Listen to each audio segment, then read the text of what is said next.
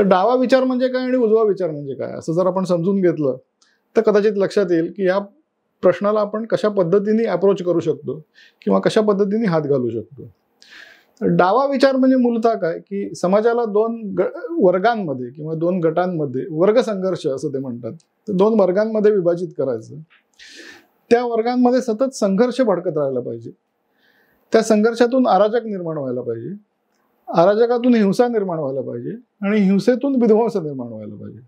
कारण की ह्या लोकांनी अगदी स्पष्टपणे सांगितलंय की जी मानवी सभ्यता आहे हजारो वर्षांपासून निर्माण झालेली किंवा सध्याची जी प्रस्थापित व्यवस्था आहे ती आम्ही पूर्णपणे नष्ट करणार आणि मग त्या कोऱ्या पाटीवर आम्ही एका नव्या समाजाची आणि एका नव्या मानवाची निर्मिती करणार. कारण की प्रस्थापित व्यवस्था जी आहे त्यात बदल करून ती काही सामाजिक न्याय देऊ शकत नाही असं त्यांचं म्हणणं आहे. त्यामुळे ती पूर्णपणे नष्ट झाली पाहिजे आणि मग तिच्या जागी आपण एक नवी व्यवस्था आणि किंबहुना एक नवा मानव निर्माण केला पाहिजे असं त्यांचं मत आहे.